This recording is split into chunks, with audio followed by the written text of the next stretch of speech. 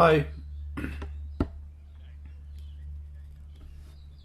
Sorry, who is it? Yeah, Mick here, mate. There you go. Oh, g'day, mate. How are you? Yeah, not too bad. I just missed your call. All good.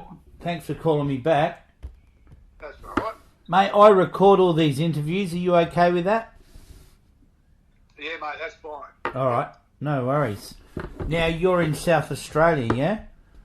Yeah, Narracourt, South Australia. Yeah. Yeah, I saw your thing on Facebook there. But your sighting wasn't down near Narracourt. It was in the Adelaide Hills. Yeah, that's right, Neil. I've lived in between Narracourt and Adelaide. Well, sorry, not in between. I've lived in either location, on and off, since I was a bloody young fella. So I was doing a bit of work up in Adelaide at the time. I was up there for 3-4 years, managing a couple of little small properties, small vineyards, that sort of thing through the Adelaide Hills. That's like part of one of my trades. Yep. So yeah, I believe it was 2019. I'll have to just check the like, I was actually talking to a few people about it, obviously, when I had the experience. So I've got actual proof of myself anyway of when it was. Sure. You know, you get on with life and you bloody forget about these things of exactly when it was. But I believe it was February, I think early Feb. So we were harvesting, getting ready for grape harvest, and I was in the back block of a small property off of Tynan Road, which is in Kuitpo. Yep, I know Kuitpo pretty well. Yeah, Tynan Road's in between Meadows and McLaren Flat, so just up there on the hill. Yep. And yeah, I was with the sort of assistant manager. I was with the manager Simon at the time, and we were walking. So he witnessed also. He was next to me when we saw it. So he'd have his own version of what he saw, I guess, but we're pretty much in agreement of what we saw. So anyway, we're in the back block and just he's rattling on about what we're going to do, picking grapes and shit. I wasn't really listening to him. And then, I'm just like, because, the bloke could talk. And, we could both come out the end of the row. So we're in thick foliage of the vineyard at, peak summer. And we've walked out the row, and this property just had rolling dams through it. So,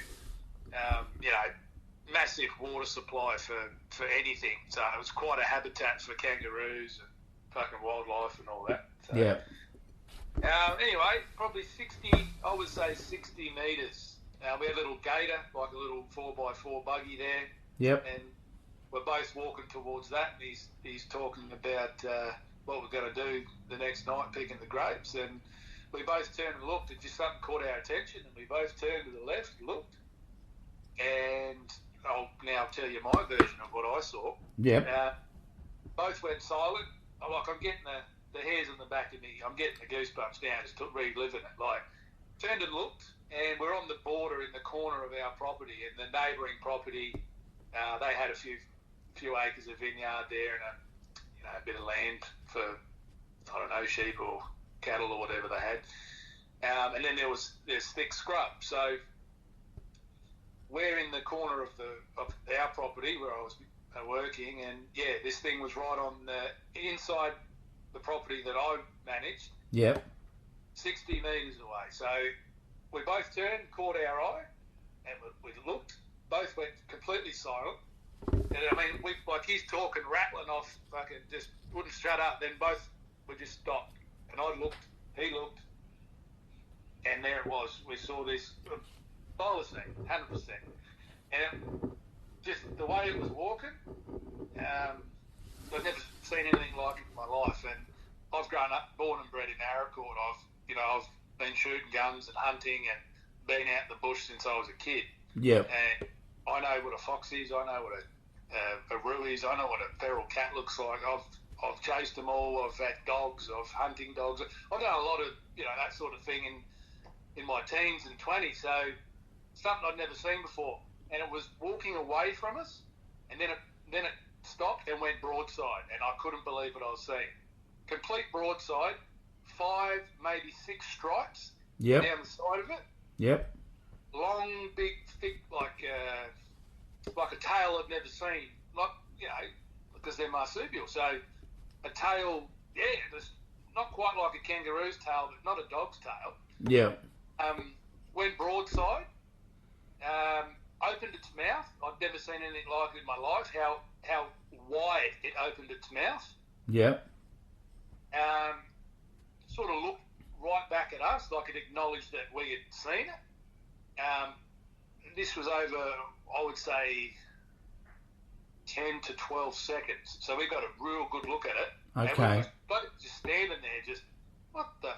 And then Simon goes, what is that? And then I'm looking at it. Anyway, then it turned and then danced off. I would say danced off the way it moved. It looked like, like they just strutting from side to side, and it's just the gait of how it moved. Okay, so it was pretty peculiar. Oh, shit, yeah. I've never seen anything move like it in my life. That's how I know what I was, it's like I was seeing something, I was seeing something for the first time, an animal for the first time. My eyes had never seen something like this, that's how I would describe my experience. It was like deeper within me, and if you want to go there, I knew I was seeing something I've never seen with my eyes before, something special. Absolutely.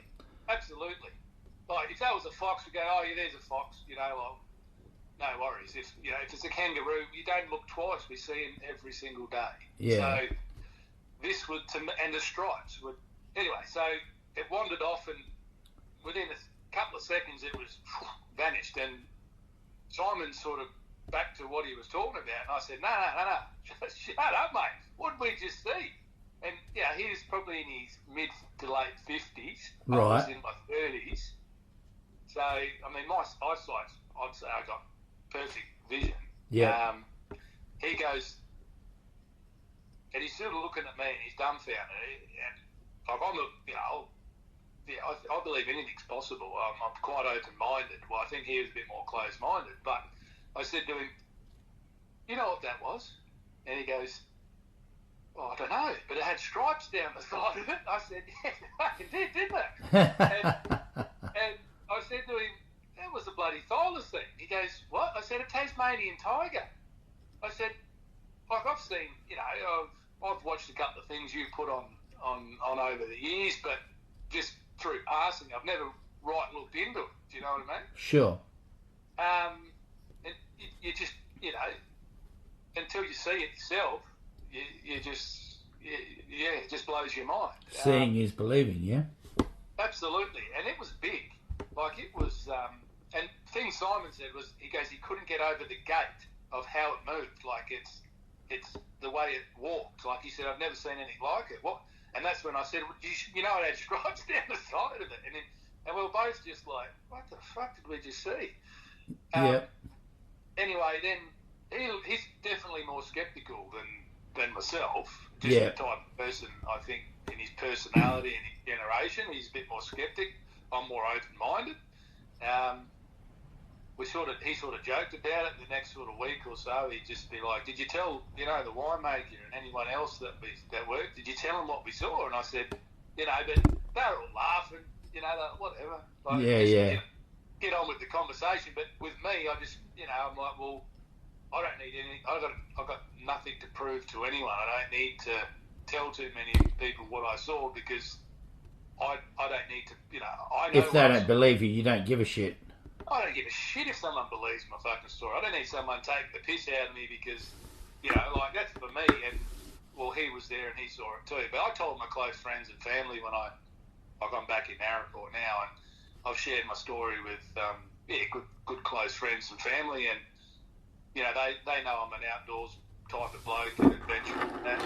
Yeah. They will just, they just sit there and listen to the story, and they're, but they believe me, they trust me. They know who I am. They've grown up with me. They know I'm not going to make bullshit up. Bullshit up, exactly. Yeah. But I did. When I come home and COVID hit, I looked into it a little bit more. And that was when you discovered me, or you'd already seen me before? To be honest, I'm trying to think. I might have seen you on the ABC. Have you been on the ABC before? Yeah, many times. Yeah. I might have caught something just on the ABC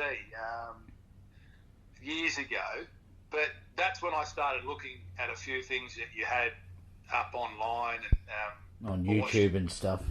YouTube, yep, through COVID, and I just was on my mind. I was like, because like I said, I'm quite adventurous, outdoors type of bloke. So for me, I wanted to go back to Adelaide Hills and try and find this thing. Yeah. Now, just out of curiosity, being a native of Narracourt, and the Adelaide Hills, obviously, but more so with Narracourt, have you heard from any other people over the years about big cat sightings or thylacine sightings down the southeast as well? Or yeah, absolutely. We've big cats out near Lucendale. We used to do a lot of shooting on private property for like just deer. We've got a lot of deer around this area. Yeah, you have. I've seen herds of them down there.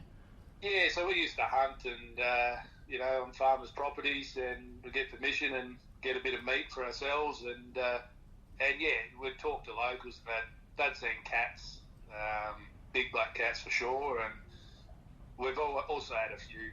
I don't know, when you go fox hunting and things like that, you're seeing sets of eyes in the scrub and the bush constantly. But there's a few times we've seen just yellowy green, like they're a different type of eye that you're looking at when you got a spotlight on something. Especially, you get used to knowing what a fox, how it acts and moves. And we've had a few situations where we're like, well, what's that? Yeah. Never seen anything, and if I was that type of bloke that like to tell stories, I'd be telling them about black cats, not thylacines. Yeah, absolutely, because it's a very common thing down that way. Absolutely. I mean, we've seen big feral cats, like the size of a fox, but it's a domestic feral cat. That's just I've seen one of them in Tassie that blew my mind. It was huge. And the muscles on them, they've it's next level. But you can discern that that's definitely a big feral cat versus a puma or a leopard or something. Cat. Yeah. But this is it was actually my friend. She messaged me in Facebook and just sent the link to your page, and then I just clicked on it and joined, and then that's why we're having this convo now. So it's actually her, because I've told the story to her a few times, and she obviously wants me to let you know about it. So she's clicked on it, but so I've clicked on it, and here we are. But it's interesting because there was another guy from I wouldn't say he's local to Narracourt. He's a bit older than me, and I think he's my sister's age, a few years older than me. And about 6 weeks earlier, he's a shearer, I think, and he was shearing through the Adelaide Hills, and he came through Clarendon. And he also, which I was probably 12 k's from Clarendon where I was working. Yeah.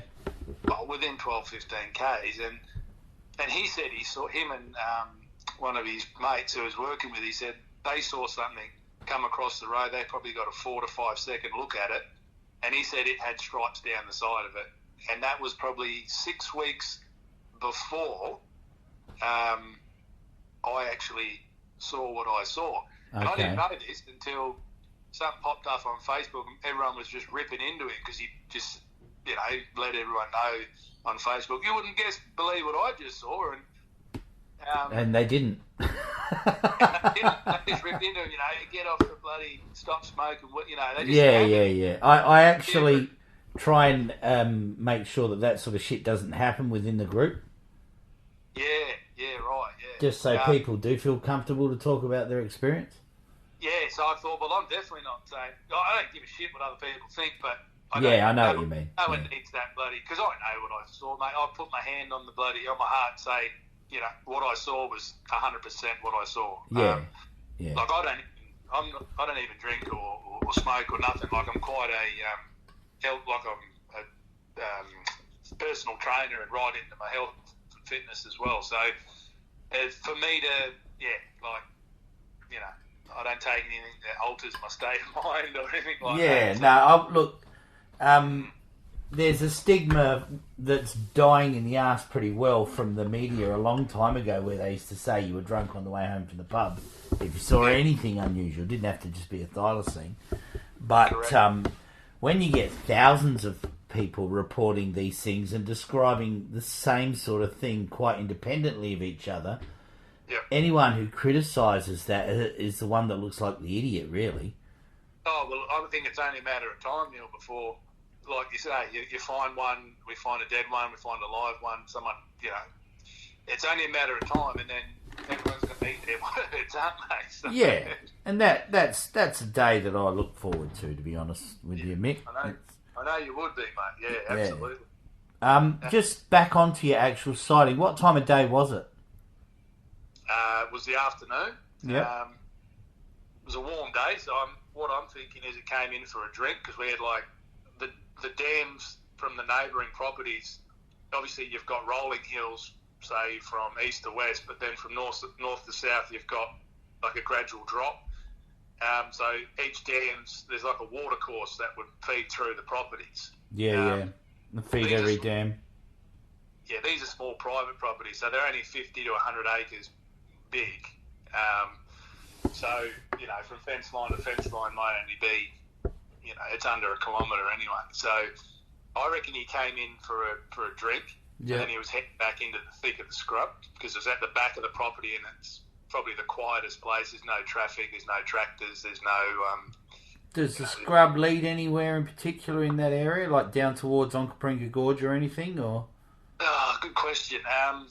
Because, we're already in the thick of Kuitpo, and then you've got neighbouring properties that you're back into. Yeah. And it would have started to move towards... starting to move towards Wollonga. Yeah. And Mount Compass. Like, that's the direction, but... There's a long history of them in the area. It's not recent. It is recent because it was only 3 years ago, but in reality, there's actually been dozens of sightings in that area over, the last 45, 50 years at least. Okay. So you're one of quite a few people that have witnessed it, between, say, Upper Sturt and Clarendon, Kuitpo. Right through Kuitpo, Upper Sturt, Belair, even down to Unley, the very top of Unley Road. I've got a sighting from there, from broad daylight from the 1980s, I think. 89, I think it was. Yeah, it would have been, I would have thought maybe 2:30, 3 o'clock in the afternoon. Yep. Being early Feb, it's not as hot as down in the city, because it's quite cool in the camp there in the hills, like maybe 8. And it was warm. It was a warm day. And, I just remember the way he was walking. It's like, I think he'd come in for a drink, and then he was sort of heading back to a bit of cover in the scrub. Yeah. Because he wasn't in a hurry to get away. But okay. He was healthy. Like big healthy male, you reckon? Oh, male for sure. Like, having the history I have with wildlife, and I love wildlife, but also I've had dogs from stag hounds to... bull terriers, to you name it. I've had a lot of companions and hunting dogs too. So male for sure. The size of it was, how would I put it? Big as a big Labrador. Yeah, I would. To the shoulder. He was leaner, wasn't as thick. Obviously, different shape, but the same sort of stature. Yeah, bigger than a dingo. Okay, yep. Yeah. I would have thought bigger than a dingo. We don't see a lot around here, but I've seen them in the outback. But and what? Yeah, what colour? What's that, Neil? What colour was it, mate? Yeah, like that sandy. That fawny, like sandy colour. brown. I call him sandy brown. Yeah. The stripes were just like a darker. Wouldn't say they were black, but they weren't. Obviously a lot darker than his main coat. Yeah, sure. Perfectly symmetrical. Like every stripe was like the just. I can shut my eyes and picture it. His stripes were perfect in the way that they were on his body. They weren't, the gappings and everything were just hang on. the same sort of gapping in between each stripe. I tried to count them. I just, in my subconscious, I must have been trying to count them at the time. Like, did you have 5 or 6? Just something you're looking at. Yeah. You're just sitting there going, what's going on there?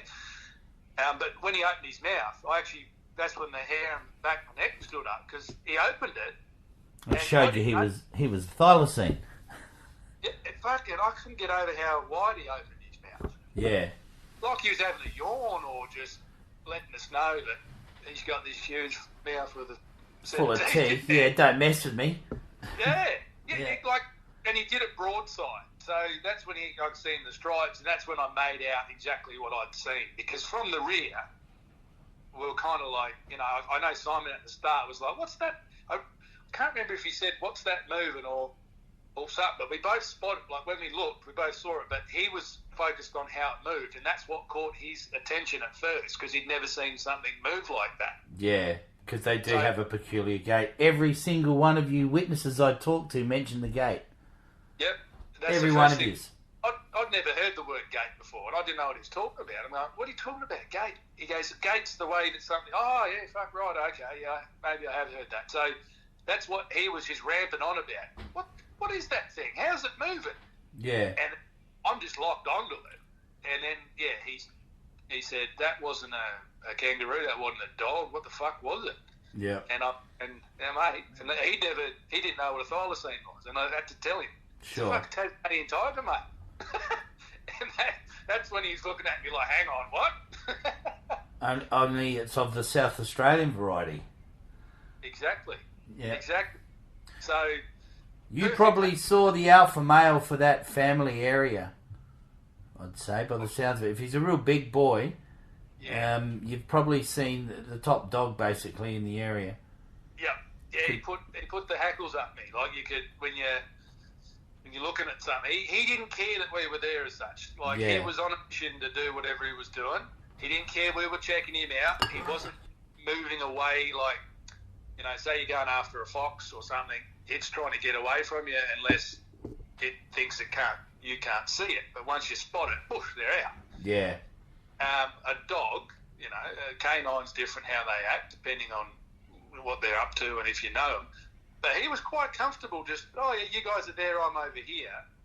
And then how he moved and just took off, he was having a great time. Like he'd had a feed or just had a drink and he was heading off. Yeah. So if Simon wasn't with me, because he was my manager at the time above me, I would have just sprinted into that scrub looking for him.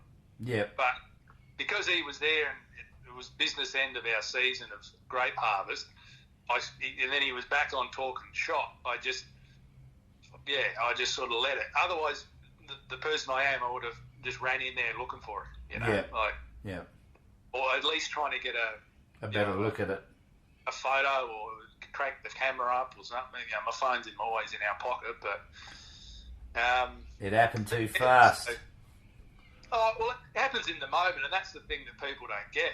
Yeah, when it happens, it blows your mind, doesn't it? And you're just frozen. Yeah, you're in awe of what you're looking at. It's like going to it's like seeing something for the first time. You've ever gone to the zoo and you see an African animal that you don't see in your regular life. You sit there and you look, fucking hell, you're sussing it out. So that's the best way I could describe it. Is my eyes had never seen this thing before, and then I had to make out after, like in terms of what did I just see? Like your brain's trying to compute what you've just saw. When you correlate it all and put it all together. Exactly. So that's how there's no doubt in my mind at all. And the stripes were, and the tail, like a whip type of tail. Yeah. And long, quite a long tail. That's how I was like, fuck, he is big. When he went broadside, I'm like, fuck, he's big. Yeah. Just on that, have you heard of any stories as well through your hunting friends in regarding to wild dogs in the southeast of South Australia at all? Nah, not so much wild dogs. No, we get, obviously, we're quite in Narracourt and the surroundings. It's a perfect habitat for lots of things. Yeah, because we get good rainfall and we got good crops and that down here, and heaps of foxes, kangaroos, roos, all of that sort of thing. But no, not wild dogs. One of the interesting things about the national parks, I'll call them. Yeah. I don't like using wildlife service as well because they don't really do that. But anyway, national parks, when they do their fox baiting in the Adelaide Hills, the signage they use is always 1080 fox baits. Yep. But when you go down the southeast, they change the signage to 1080 wild dog baits. But I can't find anyone with a report of a wild dog in the southeast, oddly enough. Never. No. So it just makes me wonder how much they do or don't really know about the things that attack livestock in the southeast, yeah? No, they wouldn't. No, they wouldn't. Never a wild dog. I mean, through my teens and 20s, that's all we did for after work on the weekends is we'd throw our dogs on the back and we'd go rabbiting, foxing, camping out in the bush. And from here across the border to Eden over to, all around our southeast. We've never seen a wild dog. We've never seen one run across the road. So, there's no... Up north you get them, because they let a lot of... I heard, I don't know if it's true, but up sort of the east coast and inland Queensland, New South Wales, they let a lot of ex-racing greyhounds. People would dump them and then they'd have crossbreeding with dingoes and then you'd have this, killing machine out there taking out stock. Yeah, okay. I remember there was a bounty years ago, a decade or two ago, there was a bounty up that way because they had this problem with wild dogs and dingoes. Yeah. Never down here, so... Yeah, I often think that maybe they just don't want to talk about what's really going on down there in regards to these wild dogs. Yeah, well, could be. There's a couple of place names in South Australia named Wild Dog this and Wild Dog that, like track or mountain or valley and things like that. Wild Dog Valley Road. I only live 5k from it. Yeah, I've got a sneaking... Like, we've got up the top of South Australia, out past Mount Mary. You know where Mount Mary is? No. It's on the way to Morgan from Kapunda. Oh, okay. And Gawler, out that way. And there's a road out there called Tiger Plains and Tiger Plains Road. Yep. And it was named Tiger Plains because someone in the 1880s out there shot a tiger. Now... I don't think it was a Bengal tiger, but it was obviously something with stripes to be called a tiger, yeah? Yeah, that's right, yeah. So there's all this sort of anecdotal evidence dotted right through the maps of Australia regarding wild dogs, Tiger Hill, Tiger Valley, and all this sort of stuff. It's quite interesting. Yep, absolutely. No, I'm definitely a believer in it. I mean, I believe in a lot of things. I believe the cats are here. Yeah. Too many people, mate. There's a reason for that, but they're also not extinct, are they? They're not saying that bloody big black cats are extinct. But, they're not saying they're native. They're not saying they're there at all. They may have gotten away from, soldiers, mascots and all this rubbish. But it's entirely possible that big black cats were already in Australia before Europeans colonised, Yeah. Who's to say they weren't already here? There's a lot of sightings of strange things from the 1800s. So... Just on what you said there, it was then, as soon as you look into something, if you're inquisitive, information pops up in your everyday life and you just, you start looking at different things that have that in common. And I flicked the TV on, I don't know, in the last couple of years and it was an SBS or an ABC thing and it was a couple of Indigenous Australians, Aboriginals up near Port Augusta. I don't know what the show was about because I only caught the end of it. Well, I knew right at the end what the show was talking about. You might have seen it. It was about Thylacines and Tassie tigers and what their history is within their culture. And this bloke was singing a song in his native language and all the rest of it. It had subtitles there. And so I just kept it on and I'm listening. About to change channel and then up popped Thylacine, so I kept it on. And then he was saying that he was singing a song about how, and he was an elder, he was well into his, old age. And he was saying the way they dance, this song in the Aboriginal tongue of how he was singing it was a song about how they dance. It's like the dancing dog or whatever they called it. I can't remember exactly. Yeah. But he was referring to they dance happy, like they move like they're, like it's, you see those videos on YouTube of cats and dogs doing weird shit and ones that dance to music when they wiggle. They just put a set, the dog's wiggling. He was specifying that, that's how they observed that the thylacine in their through their generations, because they've obviously been there for hundreds of years. Yeah. And that's exactly how I felt when I saw him move. And that bloody put the goosebumps up, You're just sitting there going, no shit. And this is me flicking the TV on it, It just flicked it on and this popped up. So the way he was describing it was, he's not even speaking English, but I read the subtitles and he's talking about, I can't remember, he's happy and he's dancing or some sort of shit like this. And that's exactly how he was moving when we saw him. Yeah. So if that's coming through from Indigenous Australians and like, come on. What I saw and what his tribe's been seeing over all the generations they've passed through there, from generation to generation, was just another confirmation. It just rang true to me that they're out there. Yeah. That they're out there, and that's exactly, how they move, and they've been observed by Indigenous. So if any culture's going to see them, it's going to be them. So they live out in the bush. So yeah. No, that's fantastic, mate. Awesome. So you got no trouble with me putting this up on YouTube as one of our interviews? I shouldn't have any trouble. All good, mate. All good. Probably rambled on a bit, but no, that's good because it gives you a chance to open right up and recall all the details you can, and it's important that I let you just say what you need to say. I try not to interject too much, but sometimes I need to say a couple of things here and there. But like what you've said, do you think Simon would be interested in talking to me at all about it? Yeah, I've lost contact with him because I don't live up and work up there anymore, and I know he only lives probably 3-4 k's away, and then last I heard he sold his property and he's retired and caravanning around Australia. So, Simon Berry's his name. You don't have his number? I'm not sure. It might be in an old phone or something, but I'll I mean, it doesn't matter. If you can get hold of him, just ask him if he'd be happy to chat. It doesn't matter either way. I mean, your testimony is pretty damn convincing. So, but yeah, he's not the type that's like, you can tell in my voice. It gets me excited because that's my personality. But him, and like I said, he's different, and I'm a good judge of character. He's probably not going to elaborate too much because I don't think he likes to be vulnerable. He's not that type of person. So.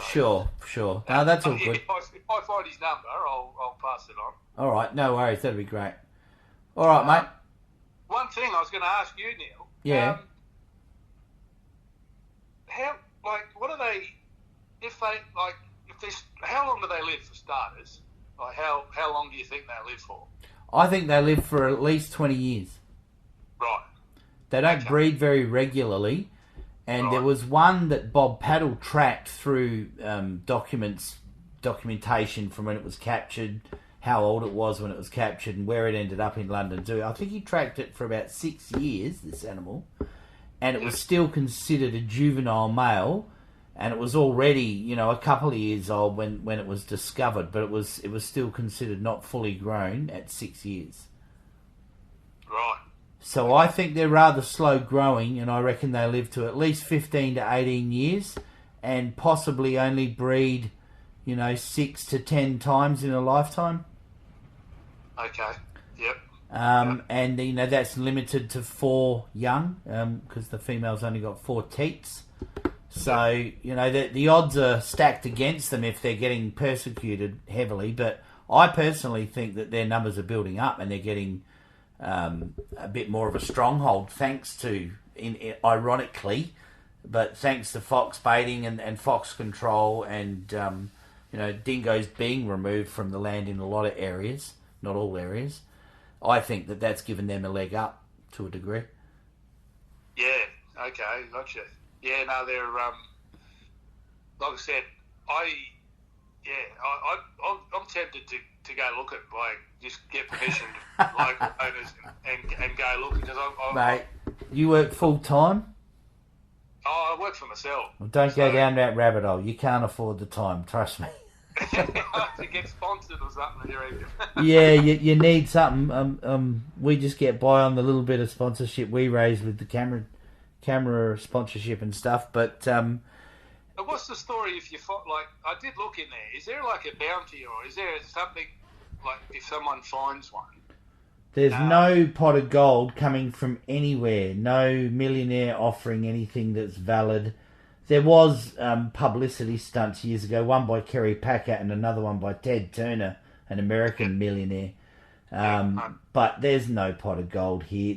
If there's a pot of gold, it would come from an exclusive interview, an absolute proof, and no one can argue with you anymore because the scientists all agree that you've done it, sort of thing. So, but yeah. So if you captured one, how would you go about it?